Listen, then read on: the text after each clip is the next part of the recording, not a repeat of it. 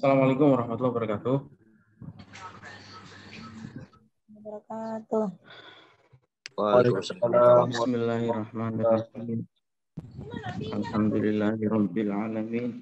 Wa afdhalus salati wa tammu taslim ala sayyidina Muhammadin wa ala alihi wa sahbihi ajma'in. Allahumma akhrijna min dhulmatil wahmi wa akrimna bi nuril fahmi waftah 'alaina bi ma'rifatil 'ilmi wa sahhil akhlaqana bil hilmi waj'alna mimman yastami'una al-qawl fayattabi'una ahsanah.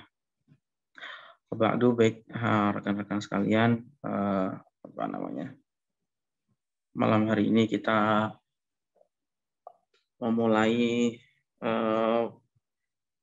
melanjutkan pertemuan yang kedua dari pembacaan kitab Syakhsiyat Istawqafatni, ya, karya Syekh Muhammad Said Ramadan Al-Buti. Jadi ya, ini kisah-kisah teladan ya dari para ulama-ulama kita,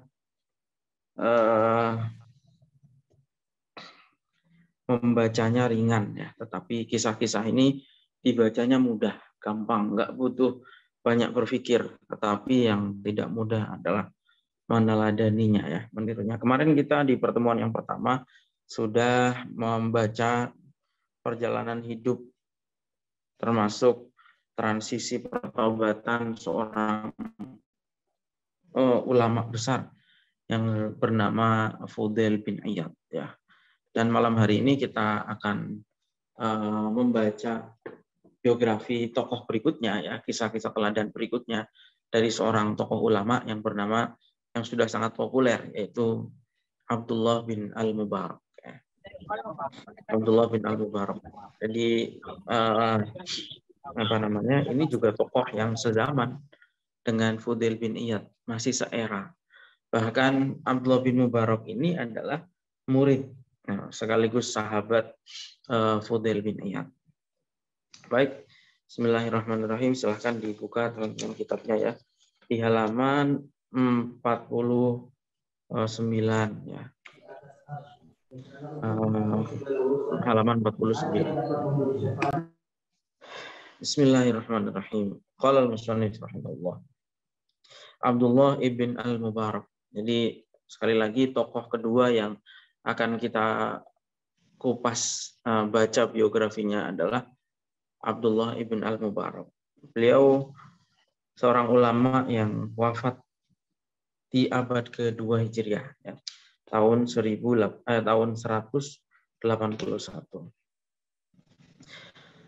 Baik, al-ma'na al-farid fi syakhsiyati Abdullah ibn Al-Mubarak. Ini bisa di share screen enggak ya?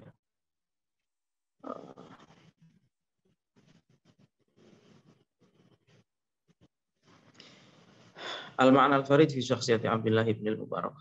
Lau aradtu an atasawwar al-bunyan al-islami al-mutakamil mutamassilan fi aqaidihi wa ibadatihi al-mutanawwi'ati wa akhlaqihi al-insaniyati ar-rasyidati wal bishri alladhi yursimuhu ala qasamatil wujuh.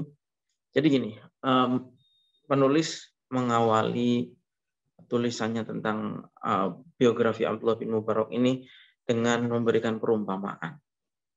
Seumpama, katanya, seumpama saya mau menggambarkan Islam itu sebagai bangunan yang sempurna dengan akidahnya, dengan unsur akidahnya, dengan unsur ibadahnya, dengan unsur akhlak kemanusiaannya, tentu unsur-unsur tersebut, seandainya Islam itu tergambarkan dalam suatu bangunan yang lengkap, tentu itu tergambarkan dalam bentuk seorang manusia, yaitu Abdullah ibn Mubarak. Di luar para nabi dan rasul ya, maka itu adalah Abdullah ibn Mubarak. Jadi intinya beliau ingin menyampaikan bahwa Abdullah bin Mubarak ini adalah orang yang hampir sempurna dalam hal akidahnya ya, pengetahuan akidahnya, ibadahnya, akhlaknya, dan seterusnya. Nanti kita akan lihat ya. Kita akan lihat dari kisah singkat tentang beliau, bagaimana sisi-sisi Islam ya itu tercermin dalam diri beliau. baik dari segi agamanya, dari segi duniawi, akhlak maupun pergaulan sosialnya. Lidza fa innani lam a'jab. Karena itu sampai Imam Nawawi, kata beliau, itu menggambarkan Abdullah ibn Mubarak itu dengan perkataan huwal imamul mujma'u ala imamatihi. Abdullah bin Mubarak itu adalah seorang tokoh yang disepakati tentang keimamannya, wa jalalatihi, dan keagungannya, fi kulli syai'in, dalam segala hal. Padahal ini yang mengatakan adalah Imam Nawawi. Imam Nawawi sendiri seorang tokoh yang sangat teliti ya, dan nggak mudah memuji seseorang kalau memang tidak ada pada diri seseorang tersebut ya. Ulidal Mubarak fi Khurasan. Jadi Imam Abdullah bin Mubarak ini lahirnya di Khurasan ya. Sekarang Khurasan itu masuk Asia Tengah ya. Daerah Uzbekistan, Turkmenistan itu Asia Tengah ya. Jadi Abdullah bin Mubarak itu lahir di situ. Wa kana waliduhu Turkiyan.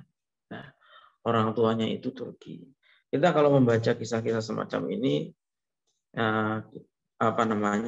sambil menyadari betul bahwa Islam itu memang bukan milik orang Arab sama sekali ya. Dengan bukti ya, sejak masa Nabi, sahabat itu etnisnya juga sudah sangat beragam. Ada yang Al-Farisi, Ar-Rumi, ya orang Persia, Romawi, dan seterusnya. Bahkan kalau kita lihat para imam-imam, para ulama itu banyak yang orang-orang ajam, orang-orang luar Arab. Seperti ya Imam Abu Hanifah, ya.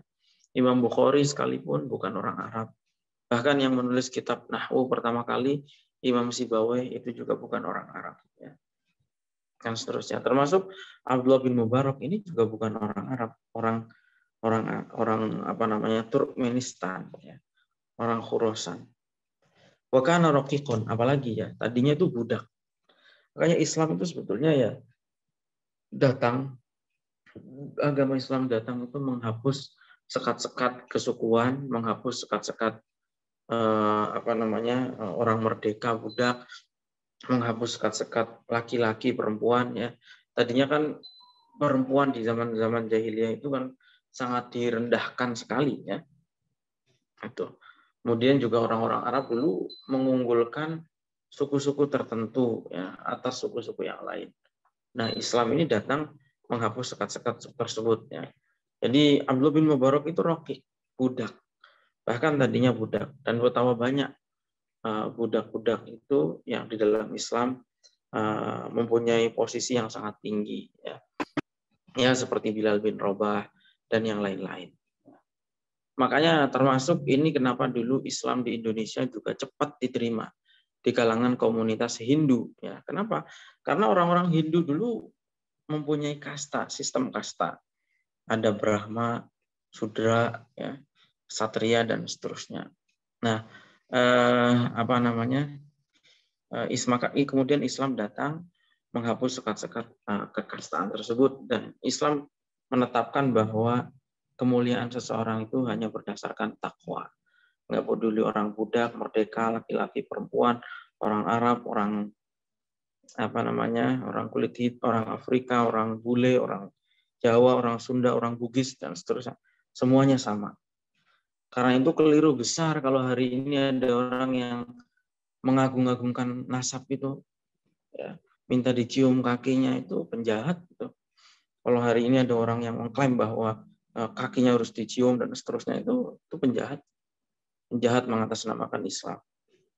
Apalagi merasa dirinya posisinya lebih tinggi daripada orang pribumi misalnya. Orang-orang Arab ini merasa lebih tinggi dari orang pribumi. Padahal bodoh, nggak ada ilmunya. Ya, itu. Sementara orang-orang ulama-ulama itu meskipun bukan orang Arab, tapi ilmunya tinggi. Gitu.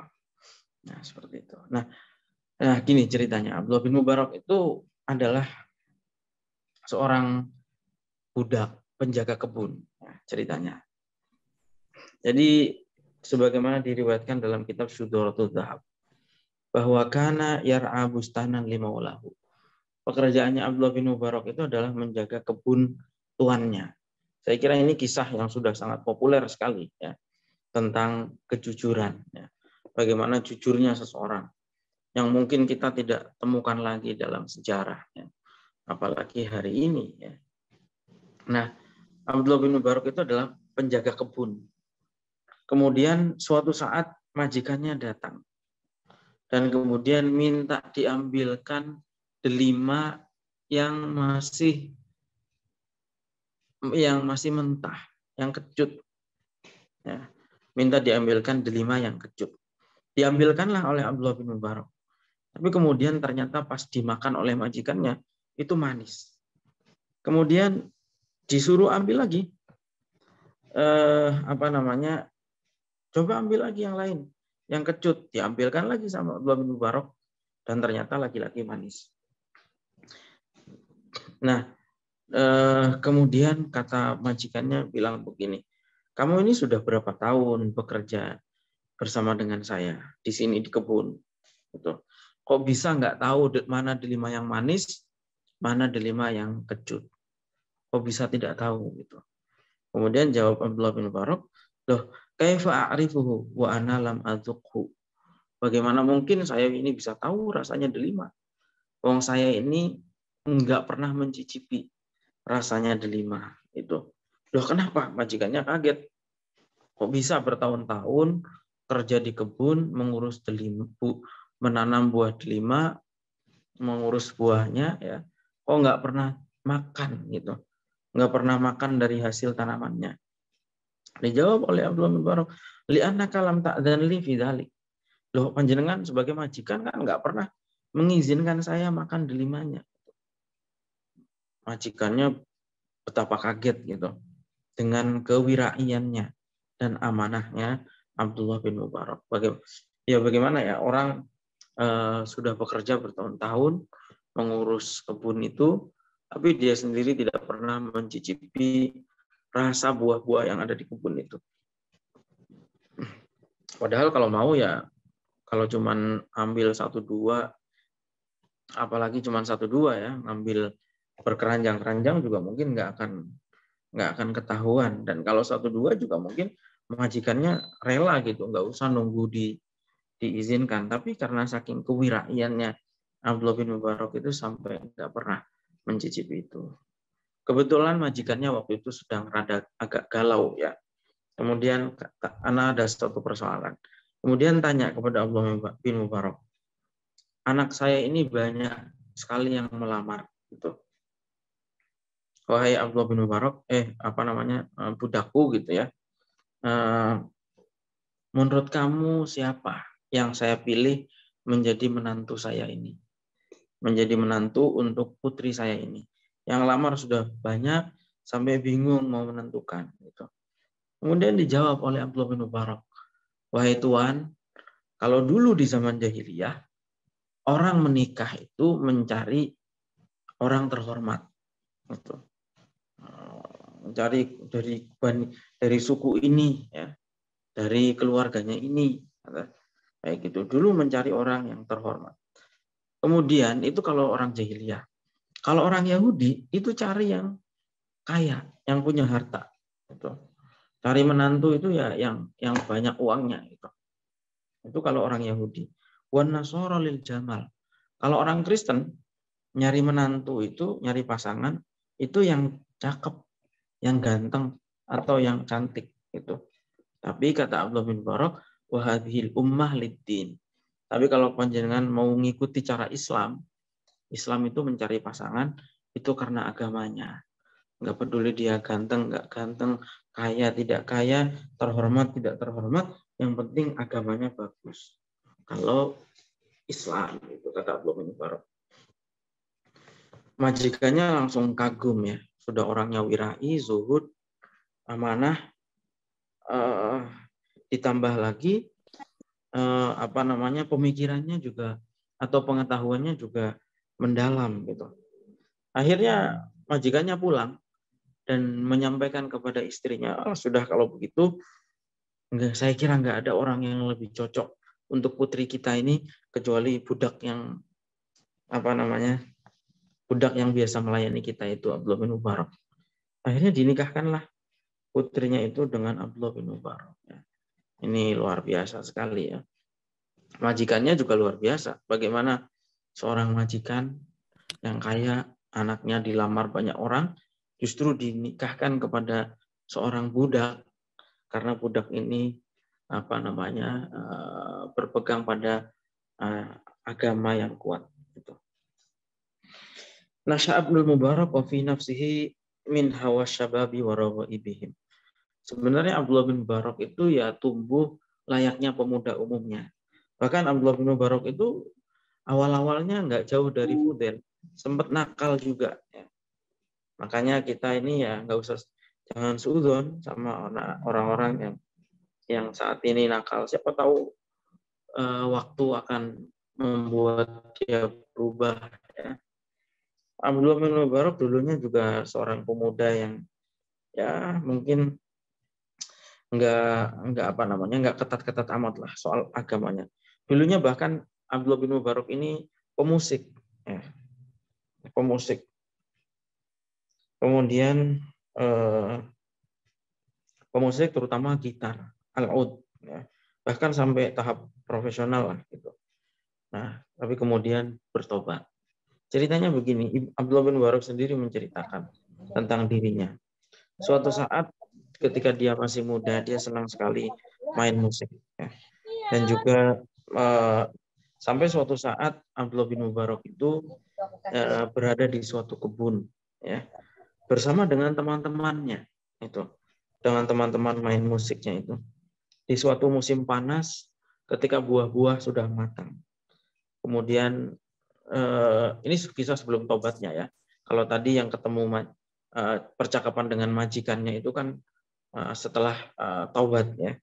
Nah ini sebelum taubatnya itu dulunya pernah suatu saat dia ini main musik sama teman-temannya, kemudian makan minum ya. Musim panas itu musim, kalau di negara-negara yang 4 musim, musim panas itu adalah musim yang paling enak ya. Jangan bayangkan di Indonesia kalau musim panas nggak enak. Kalau di negara-negara seperti di Eropa, di Timur Tengah, kalau musim panas itu justru libur ya, itu musim liburan. Ya. Nah, setelah saya senang-senang makan minum di suatu kebun, kemudian musik-musikan dan seterusnya, tiba-tiba kemudian tertidur. Ya. Ini ada pengalaman mistisnya ya. Nah, di tengah-tengah tidur itu kemudian dia terbangun. Di tengah malam, tiba-tiba ada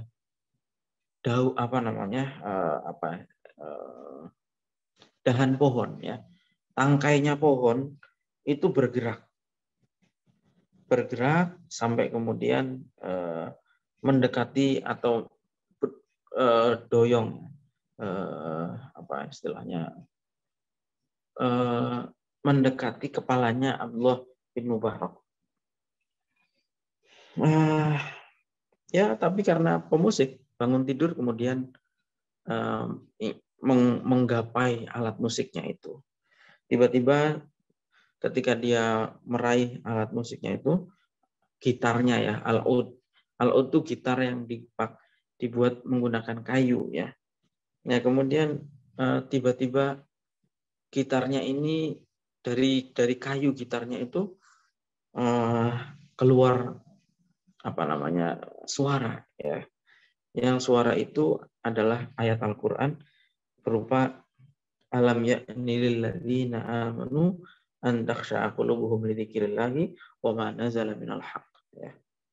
Ayat ini yang sama persis dengan ayat yang membawa pertobatan Fudail bin Iyad ya. Kita ingat ya pada pembahasan minggu yang lalu tentang Fudail bin Iyad, itu Fudail bin Iyad sebagai seorang perampok ketika hendak akan memasuki suatu rumah, tiba-tiba dari dalam rumah terdengar bacaan Al-Qur'an ayatnya ini, dan kemudian Abdullah bin Mubarak juga ternyata lagi-lagi itu ditegur menggunakan ayat ini. Itu. Alam ya'ni lil ladzina amanu an takhsha'a qulubuhum li dzikrillah. Itu. Apakah belum datang masanya? Kapan lagi sih taubat itu? Apakah sekarang ini belum waktunya itu untuk bertaubat? Itu.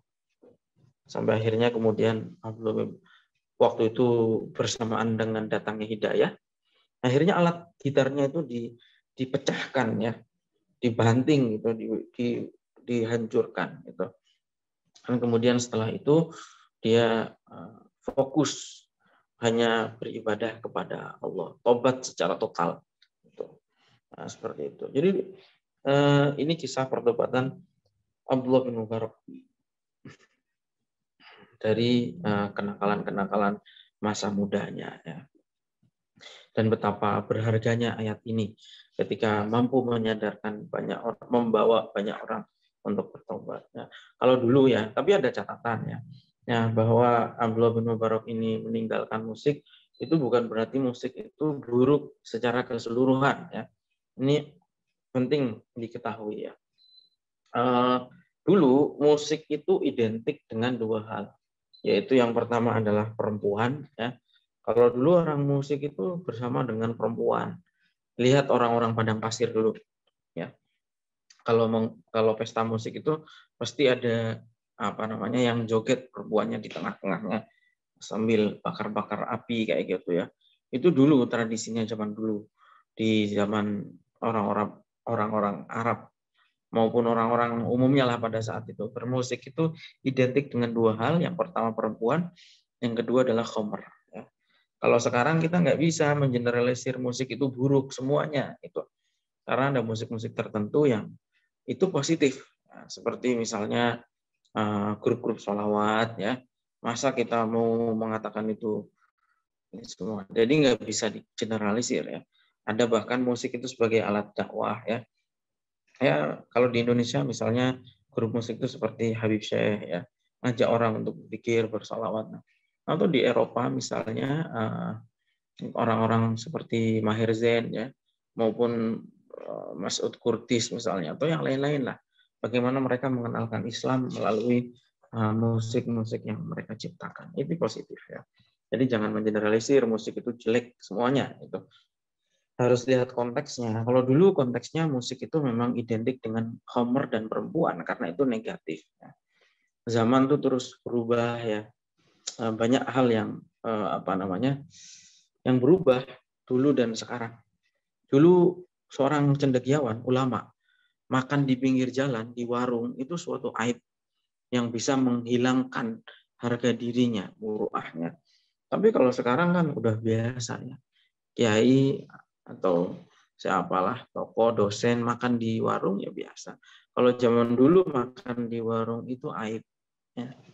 Ini zamannya memang sudah berubah. Baik.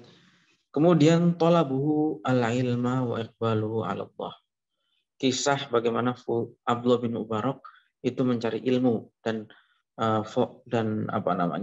menghadap kepada Allah. Abdullah bin Mubarak, Abdullah memulai proses belajarnya di usia 20 tahun. Beliau banyak belajar kepada Sufyan Ats-Tsauri, Imam Malik, dan Imam Malik pengarang Muwatta ya. Seperti layaknya orang belajar zaman dulu, wartahala fi thalabil ilmi ila amsarin wa buldanin katsiratin mutabaidatin. Abdullah ini mengembara ke banyak sekali tempat itu yang berjauhan untuk mendapatkan ilmu itu. Banyak juga berguru kepada para tabi'in. Itu. Salah satu gurunya itu adalah Robi bin Anas. Ya. Suatu saat Abdullah mencari Robi bin Anas. Tapi kemudian ternyata beliau diberi informasi oleh orang-orang bahwa Robi itu sedang dipenjara. Oleh siapa? Oleh Abu Ja'far al-Mansur. Jadi zaman dulu ya, ini ya jadi fa'alima annahu sijin ya. Fa'alima annahu sijin, di dalam penjara. Ini sekaligus menjadi menyampaikan fakta sejarah kepada kita juga bahwa di zaman kekhilafahan itu tidak semua hal itu ideal. Pemenjaraan ulama itu juga banyak sekali ya. Pemenjaraan ulama itu banyak sekali di zaman kekhilafahan itu. Ya contohnya misalnya Imam Ahmad bin Hambal dan ulama-ulama yang lain ya. Di zaman mihnah itu betapa banyak ulama-ulama di penjara. karena beda pendapat dengan pemerintah. Itu salah satu yang pernah dipenjara itu ya ini gurunya Abdullah ini yang bernama Robiah bin Anas al-Khurasani, dipenjara oleh Khalifah Abu Ja'far al-Mansur. Baik, panjang kisah belajarnya, yang belajar juga kepada Imam Abu Hanifah dan ulama-ulama yang lain. Intinya Abdullah bin Mubarak ini, Ibnul Mubarak ini hampir tidak pernah putus belajar sampai dia meninggal. Ya. Pernah ditanya oleh temannya, sampai kapan kamu mau terus-menerus mencari ilmu? Dijawab oleh Ibnul Mubarak, la'alal kalimah allati fiha najati lam asma'ha ba'd. Waduh, saya mudah-mudahan nggak ada lagi orang yang nanya kayak gini nih ke saya. Itu. Ini nih selamat tidaknya saya di dunia dan akhirat itu tergantung ilmu. Kok bisa ada orang nanya kapan berhenti belajarnya? Ya belajar tuh cari ilmu sampai mati. Gitu. Arju antaroni kadzalik. Mudah-mudahan saya ini tetap jadi pelajar seperti ini terus sampai saya mati, kata Ibnul Mubarak. Makanya ulama-ulama dulu itu seperti Said Muhammad bin Alawi al-Maliki selalu mengatakan maziltu thaliban. Saya ini sampai sekarang saya ini masih pelajar, masih santri gitu. Itu para ulama-ulama dulu seperti itu. Abdullah bin Mubarak ini terkenal sebagai seorang penghafal hadis. Hadis yang dihafal sampai 20.000 hadis. Kemudian di halaman berikutnya, nih singkat saja ya. Kemudian Abdullah bin Mubarak ini juga sangat semangat dalam mendiskusikan ilmu ya. Teman-temannya cerita misalnya, pernah suatu saat di malam yang sangat dingin sekali, keluar dari masjid selesai melaksanakan sholat isya, saya ngobrol dengan Abdullah bin Mubarak tentang suatu persoalan ilmu ya. Famazilna natadzakar hatta ja'al muadzin li sholatis subah. Di halaman 54 itu ya. Famazilna natadzakar hatta ja'al muadzin li sholatis subah. Kita ini enggak putus-putus dialog masalah ilmu sampai muadzin itu mengumandangkan azan subuh gitu. Jadi ulama-ulama dulu itu begitu ya. Begitu nyamannya dan terlenanya dengan ilmu. Ada satu kisah lagi misalnya. Ini udah jelas ya, Abdullah bin Mubarak sering diskusi sampai semalaman suntuk sampai azan subuh. Ada juga ulama yang bernama Al-Ahfash. Al-Ahfash itu artinya adalah kelelawar. Kenapa disebut dengan kelelawar? Karena Al-Ahfash ini adalah seorang ulama yang saking fokusnya ya, belajar dari mulai habis isya sampai tidak putus, sampai yang mengingatkan itu adalah matahari ya. Kadang sudah terbit matahari tiba-tiba kaget. Ini tentu nggak selalu seperti itu ya. Maksudnya kadang-kadang tuh saking fokusnya ke ilmu tuh sampai lupa ya. Tiba-tiba matahari sudah terbit. Karena itu disebut sebagai kelelawar karena di malam-malam selalu bangun untuk ilmu ya. Nah, kalau soal niat, awal-awal juga kalau orang belajar itu tidak langsung langsung bisa langsung sempurna ya. Dia cerita juga bahwa awal-awal ini niatnya juga macam-macam. Orang belajar tuh mungkin kalau zaman sekarang ada yang niat belajar yang penting dapat ijazah, dari ijazah itu bisa kerja untuk makan ya. Padahal kan sebenarnya bukan itu tujuannya ya. Tapi sebagaimana dikatakan oleh Imam Ghazali, beliau mengatakan talabnal ilma li ghairillah fa abal ilm illa yakuna lillah. Awalnya kami mencari ilmu bukan untuk Allah, tapi setelah proses belajar kami ini terbawa gitu, agar supaya belajarnya hanya karena Allah. Jadi intinya kita dalam proses belajar nggak usah pesimis ya ketika mengalami dinamika yang bermacam-macam ya. Karena selama seseorang itu memang niatnya belajar tulus ya, maka pasti fala budda antu sila sahibuha ilallah. Pasti kalau orang itu belajar tulus pasti sampai juga kepada Allah ya. Yang penting tulusnya itu. Ya. Adapun pernah tersesat, ya misalnya, ini nggak ada masalah dalam proses belajar itu. Pernah jadi liberal misalnya, pernah jadi ekstremis misalnya, pernah jadi radikal, pernah jadi Wahabi, pernah jadi Zultahrir misalnya, pernah jadi Jil, jadi liberal misalnya. Dalam proses belajar nggak ada masalah. Selama orang itu niat belajarnya tulus, pasti juga nanti akan menemukan kebenaran. Gitu. Yang penting niatnya tulus. Kalau niatnya sudah nggak tulus, nah itu diragukan ya, dalam menemukan kebenaran. Berikutnya adalah ibadatuhu wa wara'uhu wa zuhdu. Sekarang bagaimana kewiraian ibadahnya Abdullah bin Mubarak, Ibnu Mubarak, kewiraiannya dan kezuhudannya. Ibnu Mubarak itu adalah menjadi madribal masal, menjadi contoh pada eranya dalam hal ibadah dan kewiraiannya yang sangat tinggi.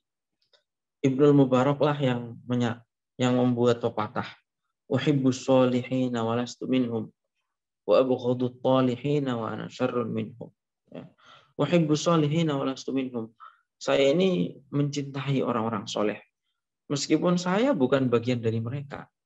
Saya bukan orang soleh, tapi saya mencintai orang-orang soleh. Wa abghadut talihina wa ana syarrun minhum. Dan saya juga membenci pelaku-pelaku kejahatan, meskipun saya lebih buruk daripada mereka. Gitu. Nah, ini mestinya diucapkan juga oleh kita. Ya. Gitu. Kita ini bukan orang soleh, ya. Tetapi kita mencintai orang-orang soleh. Kita ini membenci pelaku-pelaku kejahatan, meskipun kita sendiri masih lebih buruk dari mereka. Gitu. Ini pemikiran yang diajarkan oleh para ulama-ulama kita supaya kita ini tidak merasa lebih utama, gitu. Tidak merasa baik dan seterusnya, tapi terus melakukan evaluasi. Ya, wa hadza huwa sya'nus sholihin. Ini tingkahnya orang-orang soleh itu seperti itu. Semakin seseorang itu dekat kepada Allah, maka akan semakin dia merasa bahwa banyak hak-haknya Allah yang belum berhasil dia tunaikan. Ibnu Mubarak pernah punya pernyataan juga begini. Idza arafa ar-rajul qadra nafsihi yasiruha inda nafsihi adallu minal kalbi. Orang itu ya, kalau tahu hakikatnya dirinya, sadar dirinya ini seperti apa, dia pasti akan merasa akan lebih rendah daripada anjing. Anjing itu perumpamaan hewan yang paling rendah. Nah, kalau kita ngerti betul hakikat diri kita ini siapa, kita ini sebetulnya lebih rendah daripada anjing, gitu kata beliau. Pasti akan merasa kurang. Kalau kita ngerti, menyadari aib-aib kita, ya, semua orang pasti punya aib, ya. Dan kemudian kalau kita menyadari aib-aib kita tentu akan merasa bahwa kita ini orang rendah, sehingga tidak lahir kesombongan dan kebanggaan pada diri sendiri secara berlebihan.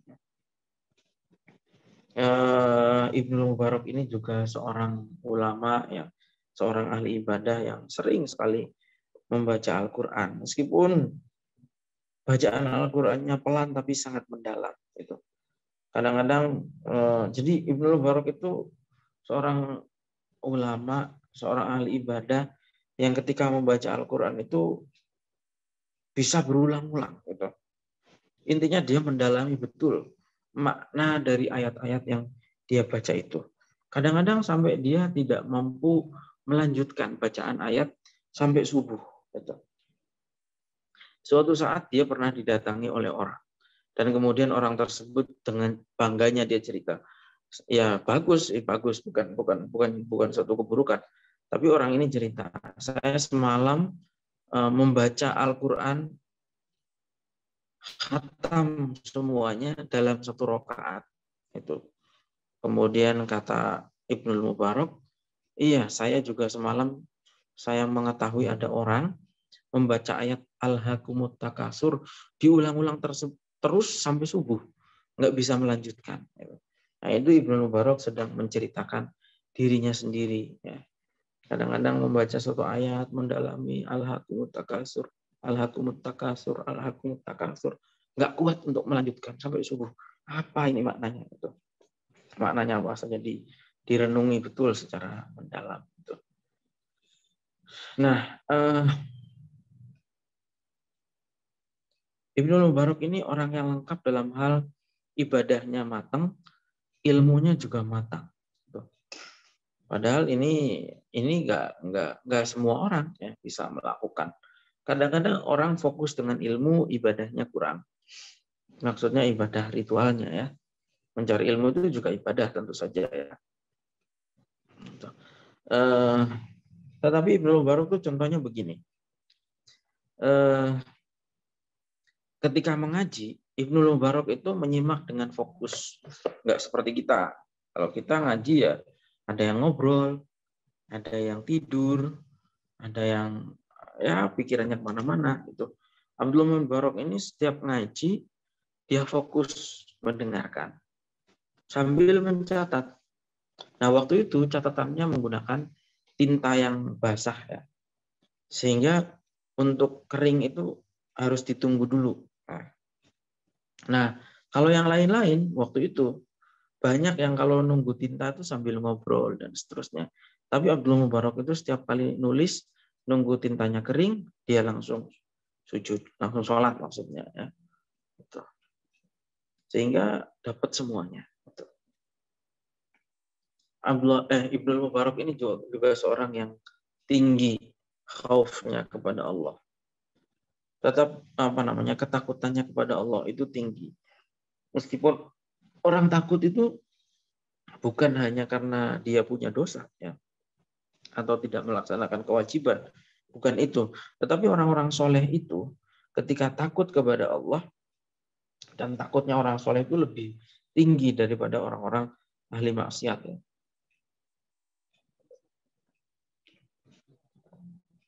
Karena orang-orang soleh itu takutnya itu khaufut ta'ziman.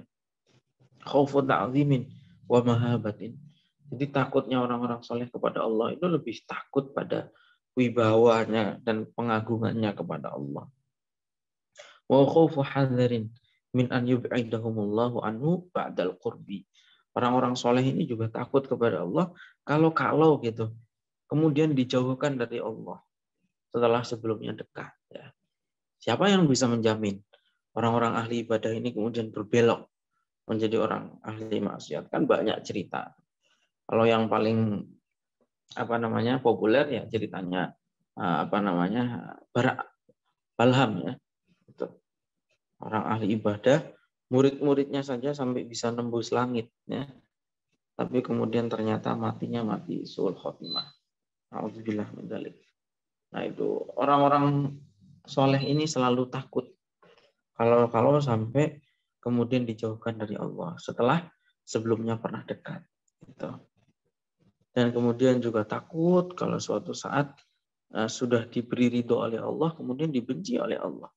Gitu. Sementara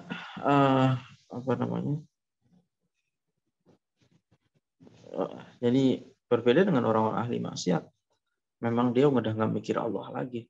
Dia mikirnya cuma dunia. Ya. Ibnu Mubarak pernah ditanya, lebih utama mana orang berperang di jalan Allah dan orang yang takut kepada Allah.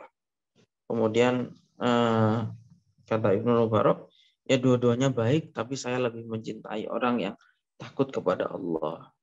Kalau orang sekedar perang, ya bisa saja orang niat perangnya niat karena supaya dianggap gagah. Ya. Niat perang niatnya nafsu untuk membunuh, menyerang musuh. Ya. Niat perang niatnya untuk supaya sombong-sombongan misalnya. Tapi kalau orang takut kepada Allah, ya itu sudah puncaknya ibadah. Kemudian Ibnu Mubarak ini juga seorang yang contoh gambaran ketakutannya adalah ketika minum. Orang-orang pernah melihat Ibnu Mubarak itu minum air zam-zam dan kemudian beliau berdoa, salah satu doanya adalah Allahumma inni ashrabuhu li'atshi yaumil qiyamah. Ya Allah, saya meminum air Zam-Zam ini untuk mengobati hausnya hari kiamat. Haus yang akan terjadi pada hari kiamat. Maka coba renungkan ya, bagaimana seorang Ibnul Mubarak yang ibadahnya sempurna, sholatnya, puasanya, hajinya, jihadnya, dan seterusnya, kemudian ilmunya yang tinggi, tetapi dia masih takut dengan kalau nanti di hari kiamat itu dia sampai kehausan, ya, kayak gitu. Dia ingin diminta kepada Allah supaya diselamatkan dari siksa kehausan pada hari kiamat, gitu. Sementara kita ini orang yang ceroboh, sembrono, ya. Sholat saja mungkin sudah sering keluar dari waktunya, baca Al-Quran juga jarang-jarang, tapi kadang-kadang kita merasa paling utama, gitu. Kita merasa lebih baik daripada orang lain. Kita merasa sudah ibadahnya sudah hebat, gitu. Dan kita merasa di hari kiamat pasti selamat, gitu. Seperti itu. Ya, husnudzon tetap, tapi juga enggak tetap harus muraqabah, ya. Gitu. Tetap harus introspeksi, harus muhasabah. Gitu. Kenapa orang-orang soleh itu seperti itu? Ketakutannya tinggi kepada Allah. Tadi sudah disampaikan, ya. Tetapi ketakutan mereka itu menunjukkan kedekatan mereka kepada Allah. Dan bahwa mereka itulah orang-orang yang dekat kepada Allah. Dan kita ini, kenapa kita tidak pernah merasa takut? Itu. Kita ini kan mungkin jarang-jarang ya nangis gitu. Jarang-jarang. Dan bahkan kadang-kadang ya lah, tenang aja. Pasti selamat itu. Melakukan dosa ya, biarin aja. Enggak terlalu peduli itu. Itu menunjukkan bahwa kenapa kita enggak bisa merasakan seperti yang dirasakan oleh orang-orang soleh itu menunjukkan bahwa dunia itu sudah memenuhi hati kita. Hati kita ini isinya dunia, orientasinya dunia, gimana caranya bisa punya harta banyak, kedudukannya tinggi, dipuji oleh orang dan seterusnya. Nah, padahal ketakutan kepada Allah itulah yang mendorong Abdullah bin Mubarak untuk wirai. Kenapa Abdullah bin Mubarak sampai tidak mau mengambil buah majikannya, padahal dia penjaganya, gitu. Karena memang dia takut kepada Allah, gitu. Takut terhadap barang-barang syubhat. Nah sekarang, ya, Masya Allah ya, orang-orang sekarang. Ini contoh misalnya, Abdullah bin Mubarak itu saking wirainya, pernah suatu saat meminjam ballpoint, pulpen. Ya. Annahu sta'ara qalaman min rajulin fi biladir Rum. Pernah Abdullah bin Mubarak itu meminjam pulpen dari orang Romawi. Orang di negara Rum, di Romawi. Di Turki lah ya kalau sekarang. Atau di Damaskus gitu. Dia sudah niat mau mengembalikan. Tapi lupa. Sampai akhirnya dia udah nyampe ke kampungnya. Di Turkmenistan, jauh sana. Saya nggak tahu berapa ribu kilo ya.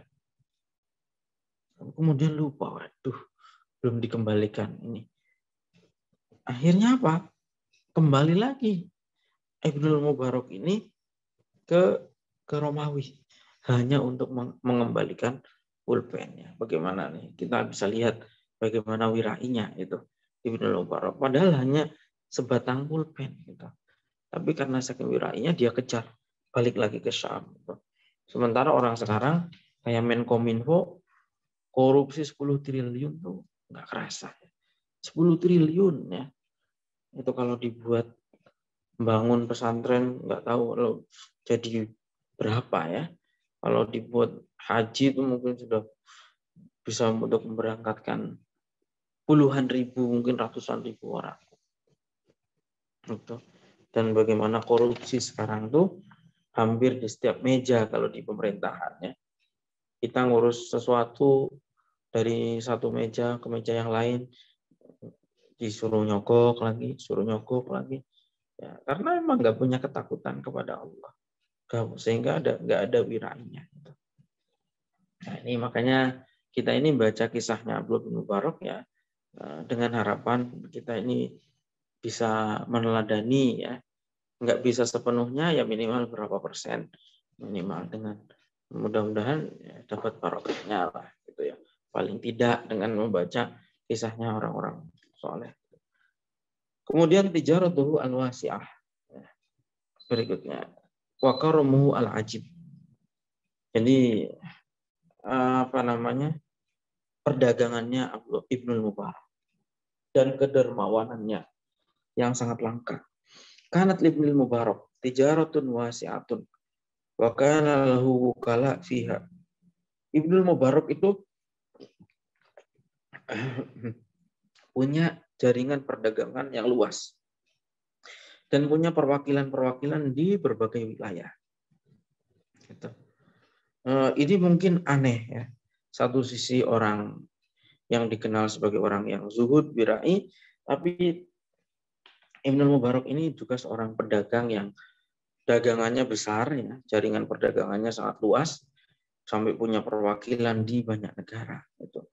Ini menunjukkan bahwa zuhud itu bukan menjauhi dunia. Ya.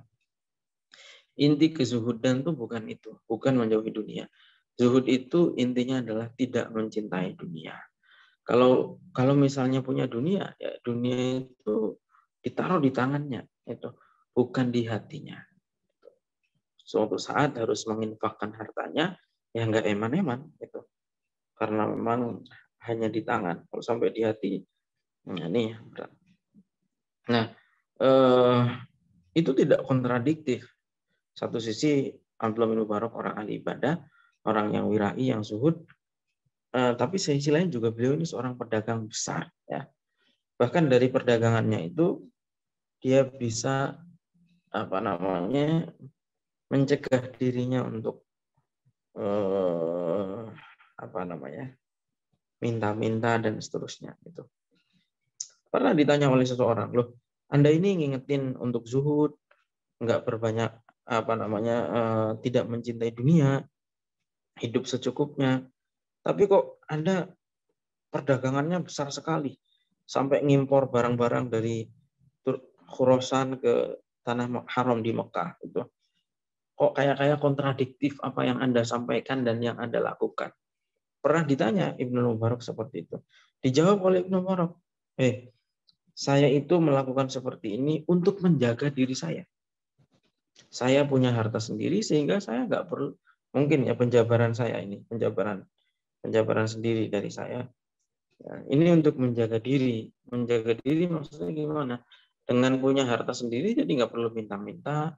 Dengan punya harta sendiri nggak perlu gosip, nggak perlu mencuri, nggak perlu iri dengan hartanya orang lain. Ya alhamdulillah karena saya bekerja jadi saya menjaga diri dari harta orang lain. Dan menjaga apa namanya ini juga membantu ketaatan saya kepada Allah gitu. Karena apa namanya saya punya harta ya, minimal untuk modal beribadah ini saya nggak perlu minta-minta orang. Gitu. Jadi saya bisa sedekah, bisa zakat ya karena saya punya harta. Gitu. Saya bisa berlaku taat. La arolillahi haqqan ila sara'tu ilaihi. Apapun yang diperintahkan Allah, saya cepat-cepat disuruh zakat, saya zakat. Disuruh sedekah, saya sedekah. Gitu. Nah, makanya sebagaimana digambarkan dalam hadis, Rasulullah bersabda, laisatiz zahadah fi idha'atil mali wala fi tahrimil halal. Yang namanya zuhud itu bukan berarti membuang harta dan juga mengharamkan harta yang halal. Bukan itu. Kalau memang orang zuhud itu tidak dilarang untuk kaya, silahkan saja. Itu. Walakin zahada an takuna bima fi yadillah aw saqu mimma fi yadik. Zuhud itu adalah kamu lebih percaya apa yang ada di sisi Allah daripada yang ada di tanganmu. Maksudnya gimana? Ya, apa namanya? Yang di sisi Allah, maksudnya kehidupan akhirat itu lebih kamu harapkan daripada yang ada di tanganmu itu. Kalau harus sedekah, sedekah, harus zakat, zakat, harus memberi hadiah, hadiah gitu. Ibnu Mubarak itu sampai dicontohkan bahwa apa namanya beliau itu bersedekah lebih banyak dari jumlah hartanya. Itu. Ibnu Mubarak itu pekerjaannya rutin, memberi ya kepada teman-temannya yang mutafarriq li talabil ilm gitu. Dan juga fuqara. Jadi gini, orang-orang zaman dulu itu banyak yang mutafarriq li talabil ilm. Mutafarriq li talabil ilm itu maksudnya adalah orang-orang yang tidak bekerja dan hanya fokus hidupnya untuk ilmu. Nah, orang-orang seperti inilah yang dihidupi oleh Ibnu Mubarak. Itu. Begitu juga orang-orang fakir.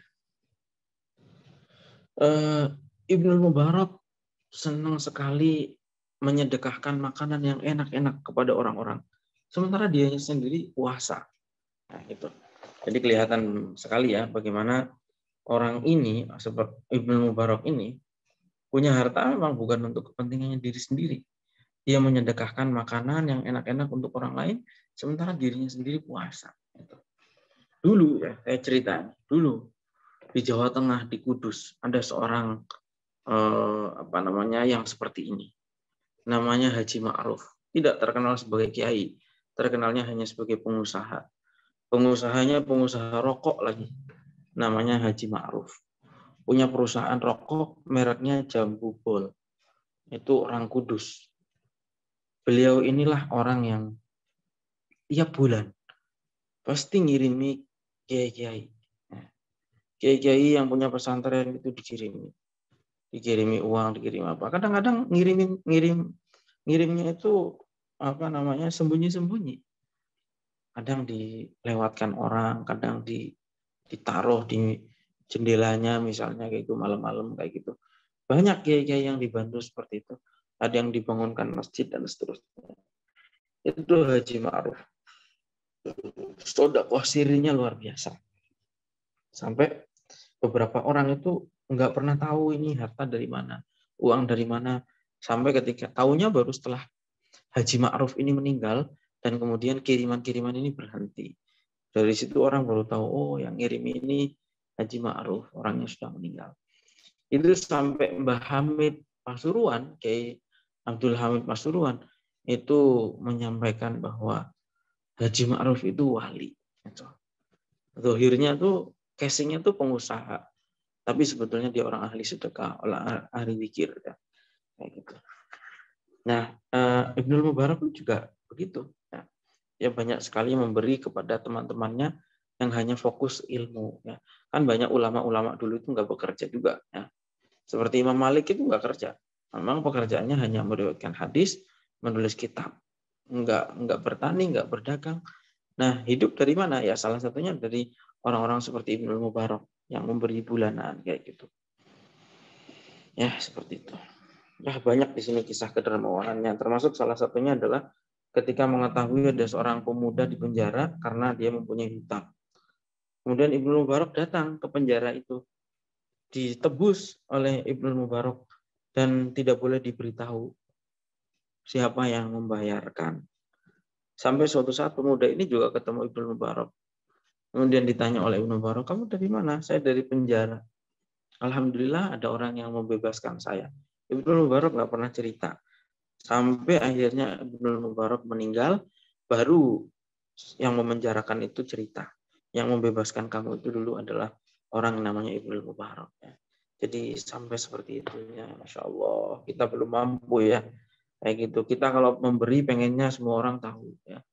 Semua pengennya kalau punya kebaikan semua orang pengennya tahu ya. Supaya dapat pujian dan seterusnya. Ibnu Mubarak itu melakukan kebaikan tanpa pengen dicerita-ceritakan sama sekali sampai meninggal. Dan itu kenapa? Ya karena memang satu punya harta, orang kaya, tapi kemudian juga yang paling penting adalah kekuatan ikhlasnya itu ya. Ibnu Mubarak meninggal orang baru tahu. Ini juga ada kemiripannya dengan Gus Dur. Gus Dur juga pernah begitu ya. Banyak orang dibantu Gus Dur tahu setelah Gus Dur meninggal. Termasuk yang diceritakan oleh seorang kiai namanya Kiai Marzuki Mustakmar. Beliau pernah cerita dititipi oleh Gus Dur uang 1 koper. Dan kemudian oleh Gus Dur dibilang ini pokoknya simpen, kalau saya meninggal baru kamu berikan kepada orang. Contohnya. Gus Dur sendiri hidupnya sangat sederhana. Dompet saja nggak punya. Ya. Sering utang sama anak-anaknya. Itu. tapi sedekahnya tidak terhitung. Kayak gitu. Ya mestinya memang begitu. Kaya itu tidak dilarang. Tapi bukan untuk kecintaan kita kepada waktunya sedekah ya sedekah, waktunya zakat ya zakat. Gitu. Kehidupannya kita sendiri sederhana. Gitu. Kaya tidak dilarang. Kalau kekayaannya punya harta banyak juga dilarang. Tapi nggak boleh ta'aluk, nggak boleh cinta berlebihan kepada dunia itu. Dan Ibnu Mubarak tuh diceritakan ketika memberi itu wajahnya sumringah. Jadi nggak pernah Ibnu Mubarak itu memberi karena wajahnya mengkerut misalnya, wah ini orang minta-minta terus itu, sumringah itu. Dan kemudian juga nggak pernah merasa berjasa kepada orang yang sudah dia bantu itu. Kayak gitu.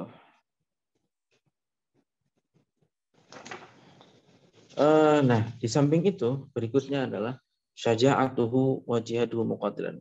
Nah, di sisi lain karena zaman itu, zaman Abdullah bin Mubarak hidup itu adalah zaman dimanapun di seluruh dunia itu perang. Ibnu Mubarak ini juga seorang petempur, ya. Kalau zaman sekarang ya mungkin prajurit juga lah, ya. Itu. Makanya orang ini lengkap sebetulnya. Orangnya ahli ibadah, ilmunya luas, perawi hadis, pedagang besar. Di samping itu juga seorang mujahid yang punya keberanian yang langka gitu diceritakan. Syaja'atin nadiroh. Keberaniannya sangat langka.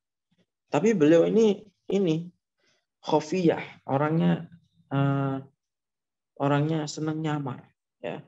Maksudnya kalau misalnya perang pun dia mungkin pakai masker atau gimana supaya orang-orang nggak tahu bahwa dia ini juga berjihad. Gitu. Nah, apa namanya? Ya, bahkan Ibnu Mubarak itu diceritakan seorang yang sering dikirim pada saat ini, gini. Perang itu zaman dulu, ya. Sebelum mulai perang yang besar antara dua pasukan besar, itu biasanya diawali dengan apa namanya? Apa istilahnya? Perang tanding, ya. Perang tanding itu utusan dari antara dua belah pihak itu disuruh maju. Kemudian perang duel satu sama satu. Nah, itu diceritakan Ibnu Mubarak tuh bahkan juga sering menjadi perwakilan perang tanding itu. Nah, memang itu. Tapi itu zaman dulu ya, kalau waktu zaman perang. Zaman sekarang sudah nggak ada peperangan, ya. Untuk apa kayak gitu lagi? Udah zamannya sudah zaman damai, sudah selesai. Jihadnya di bidang-bidang yang lain. Sebagaimana juga di sini diceritakan oleh Ibnu Mubarak. Suatu saat Ibnu Mubarak sedang dalam pertempuran. Kemudian waktu istirahat ditanya oleh teman-temannya, "Wahai Ibnu Mubarak, apakah ada ibadah yang pahalanya lebih besar daripada yang sedang kita lakukan saat ini, daripada perang?" Kemudian dijawab oleh Ibnu Mubarak, iya ada. Ada ibadah yang pahalanya lebih besar daripada perang. Apa itu? Dijawab oleh Ibnu Mubarak, rajulun yas'a ala iyalihi, merawat keluarga. Seorang kepala keluarga bekerja mencari nafkah untuk anak istrinya, merawat anak-anaknya, tengah malam bangun, anaknya nangis, dirawat, diselimuti, ditenangkan. Itu adalah satu amalan yang pahalanya lebih besar daripada jihad fisabilillah. Itu kata Ibnu Mubarak. Seperti itu. Kemudian ada juga, ya, ini sifatnya klarifikasi, abiyatun la tasihhu nisbatuha ila Ibnu Mubarak. Ada beberapa bait syair yang sangat populer sekali. Dan saya tadi nyoba-nyoba ketik di Google, ya. Ternyata memang banyak sekali yang memuat syair ini. Dan dinisbatkan syair ini kepada Ibnu Mubarak, kepada Abdullah bin Mubarak. Gitu. Apalagi di kalangan orang-orang yang keras, ya. Orang-orang mujahilin, ya. Orang-orang yang ngaku berjihad hari ini, kelompok orang-orang ekstrim itu populer syair ini, gitu. Syairnya itu sebagaimana bisa dibaca ya di situ. Ya abidal haramaini law absartana la alimta annaka fil ibadati tal'ab, dan seterusnya. Artinya begini, syair ini, ya. Orang-orang yang ahli ibadah di tanah haram, seandainya kamu melihat kami, niscaya kamu akan tahu bahwa ibadahmu itu main-main belaka. Maksudnya orang yang ibadah di depan Ka'bah, ya, itu sebetulnya kamu main-main. Orang yang membasahi pipinya, merenungi dosanya, berlinang air mata. Kok bisa kamu berlinang air mata sementara kami ini leher kami basah dengan darah. Orang-orang yang membuat kudanya dianggurkan, nggak dipakai. Sementara kuda-kuda kami lelah payah di medan pertempuran. Dan seterusnya. Ini syair ini seakan-akan memotivasi orang untuk satu sisi merendahkan orang yang beribadah, di selain mengglorifikasi orang-orang yang berperang. Nah, tentu yang semacam ini sangat janggal, itu kata beliau. Karena orang Muslim yang Islamnya tulus pasti akan merasakan kejanggalan dari syair itu. Kenapa? Ya, salah satunya dalam hal merendahkan orang-orang yang beribadah. Jadi jawabannya begini, ada 9 argumentasi yang disampaikan bahwa syair tersebut bukan dari Abdullah bin Mubarak. Pertama adalah dari segi sanad. Sanad, tidak ada sanad yang menyebutkan bahwa syair itu dari Abdullah bin Mubarak. Pokoknya menyebar sajalah. Kayak puisi-puisi, karena kan di Indonesia saja, di kita saja sering tuh ada puisi dinisbatkan ke Gusmus misalnya. Padahal Gusmus nggak pernah bikin syair kayak gitu ya. Jadi dari segi sanad udah nggak bisa dipertanggungjawabkan. Kemudian yang kedua, menyebut ibadah itu main-main. Nah ini nggak mungkin ya. Dan seterusnya lah. Banyak alasan-alasan. Intinya yang syair semacam itu intinya kalau kita nanti dengar Abdullah bin Mubarak itu menyampaikan syair kayak gitu, ada orang ngutip, intinya itu nggak benar.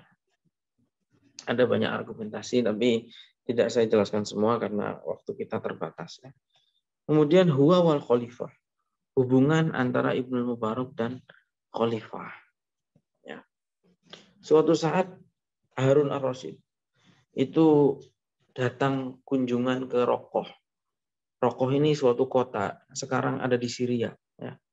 Ke Rokoh. Pada waktu ISIS berkuasa di Syria, Rokoh ini menjadi ibu kotanya ISIS. Ya. Perbatasan antara Syria dan Irak. Nah, pada saat itu juga Abdullah bin Mubarak sedang ada di sana, di Rokoh. Tiba-tiba, dan orang melihat ya, bahwa di belakangnya Abdullah bin Mubarak itu, jadi Abdullah bin Mubarak itu datang dikerubungi orang sebegitu banyak. Sampai sandal itu kasarannya tidak bisa menginjakkan tanah karena saking berdesakannya manusia. Debu itu sampai mengepul tinggi ke langit. Ya. Nah, sampai akhirnya budaknya khalifah itu bilang, coba lihat, itu Abdullah bin Mubarak. Ya. Alimu ahli Khurasan. Itu orang alim dari negeri Khurasan. Kata jariyah tadi, kata budaknya tadi, hadza wallahi al-mulk. Demi Allah, kerajaan yang sebetulnya ya ini gitu, yang dipunyai oleh Ibnu Mubarak itu. Karena kalau kerajaannya Harun ar-Rasyid itu apa? Kerajaannya Harun ar-Rasyid itu hanya kerajaan yang eksis karena dijaga tentara dan juga polisi. Tapi bagaimana lihat Ibnu Mubarak? Nggak ada tentaranya, nggak ada polisinya, nggak ada pengawalnya, nggak ada pejabatnya. Tapi orang berjubel, semuanya mengerumuni Abdullah bin Mubarak. Nah, Abdullah bin Mubarak itu sangat menjauhi uang-uang dari sultan, ya, dari pemerintah. Dan juga Ibnu Mubarak juga berpesan, hati-hati dengan uang. Jangan pernah minta-minta kepada pemerintah. Itu bukan karena dia anti pemerintah, tapi karena kewiraiannya tadi. Ya. Buktinya apa ya? Di halaman 74 itu ditulis ghaira al Mubarak kana ma'bu'dihi syadid an malil umara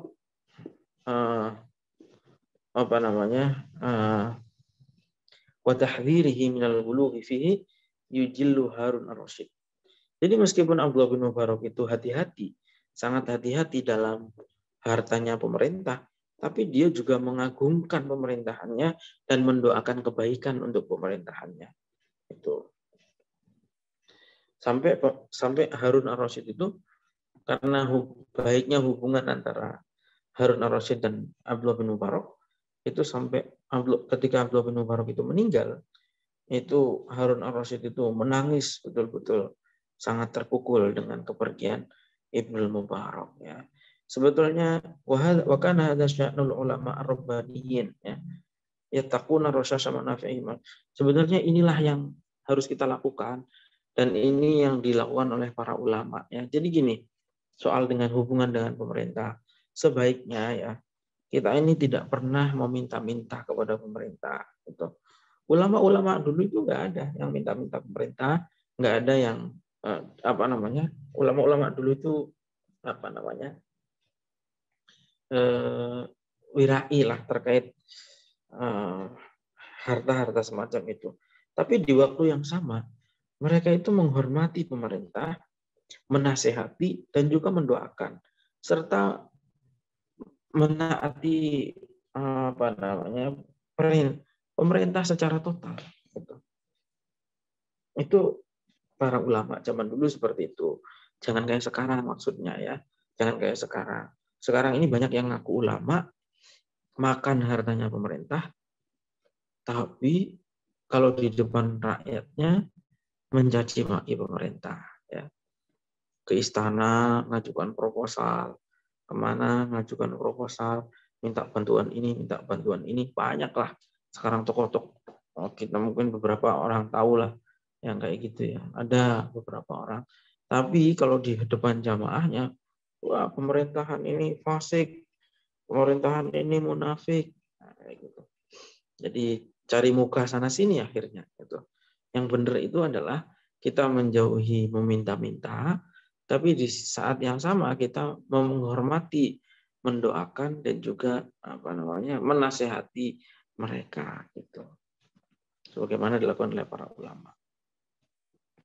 Kenyataannya sekarang tuh begitu, ya. Banyak orang minta-minta kepada pemerintah, tapi kalau ngadep ke umatnya seakan-akan saya melawan.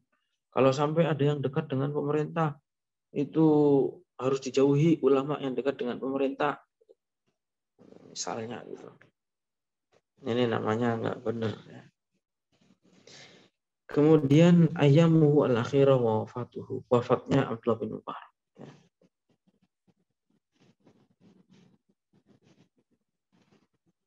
Abdullah bin Mubarak ini adalah orang yang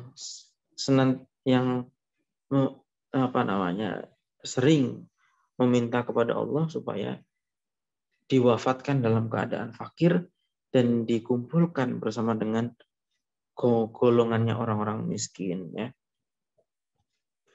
Diceritakan di dalam kitab Tarikh Dimasyq, ya, bahwa Abdullah bin Mubarak itu ketika akan wafat itu bilang kepada pembantunya, wahai pembantuku, taruh kepala saya ini di atas tanah, itu baringkan kepala saya di atas tanah, dibaringkan. Kemudian pembantunya menangis, ya. Ditanya oleh Ibnu Mubarak, kenapa menangis? Itu saya ingat masa-masa dulu panjenengan sebagai orang yang kaya raya, itu sekarang panjenengan meninggal dalam keadaan miskin dan terasing, itu. Kemudian Ibnu Mubarak bilang, udah diam. Saya ini sudah minta sama Allah supaya saya dijauhkan dari kesombongan orang-orang kaya, itu.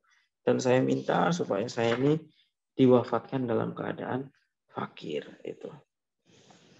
Sampai kemudian akhirnya Ibnu Mubarak bilang, lakini, itu, tolong saya ditalkin. Talkin membaca syahadat. Jadi pembantunya itu menalkin, la ilaha illallah Muhammadur Rasulullah. Setiap kali bicara yang lain, ditalkin lagi, la ilaha illallah Muhammadur Rasulullah.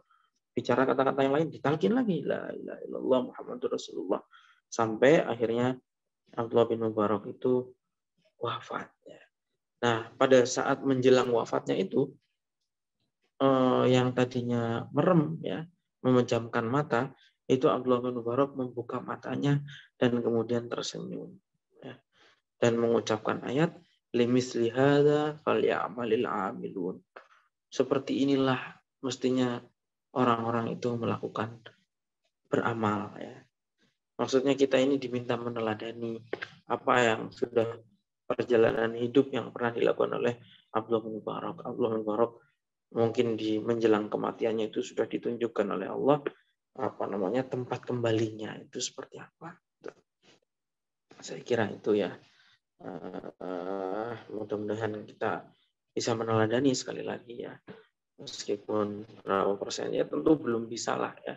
Kalau untuk semuanya belum bisa, kita masih sering jelek-jelekin orang, masih sering masih sering merasa lebih baik dan seterusnya ya. Masih kurang wirai, kurang zuhud dan seterusnya. Nah, ini mudah-mudahan ini hal-hal semacam ini yang kita harus perbaiki ya dari diri kita ya. Mudah-mudahan barokahnya Abdullah bin Mubarak kita bisa meniru ya.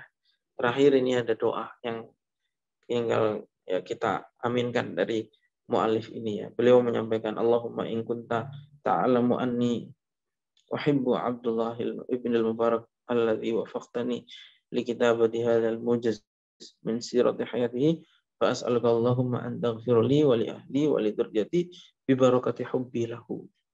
Ya Allah, seandainya panjenengan tahu bahwa saya ini mencintai Abdullah bin Mubarak, panjenengan sudah berikan saya kesempatan untuk menuliskan kisahnya secara singkat.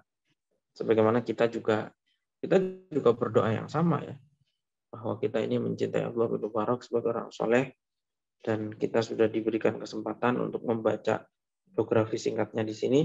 Karena itu kita meminta kepada Allah supaya Allah mengampuni dosa-dosa kita, mengampuni dosa-dosa keluarga kita, mengampuni dosa-dosa keturunan kita, berkat kecintaan kita kepada Allah bin Mubarak. Wa antas bagha alayya wa alaihim jamila sitrika wa ikramik ayyamana al-baqiyah fi hadhil hayah wa anta jama'ana bihi. Ya, kita minta dikumpulkan bersama dengan beliau, wabil muqarrabin min ibadika, dan hamba-hambanya Allah yang dekat, tahta liwa'i nabiyika Muhammadin sallallahu alaihi wasallam, di bawah panji Nabi Muhammad sallallahu alaihi wasallam, fi liqa'in la kadara ma'ahu wa la syaqa'a ba'dahu, dalam suatu pertemuan yang tidak ada kesusahan, tidak ada kesulitan, dan tidak ada kerugian setelahnya. Saya kira itu ya tentang Abdullah bin Mubarak. Sekali lagi mudah-mudahan bermanfaat dan berkahnya Allah mustajib ya. Mudah-mudahan diijabahi. Amin. Saya kira itu. Terima kasih. Assalamualaikum warahmatullahi wabarakatuh.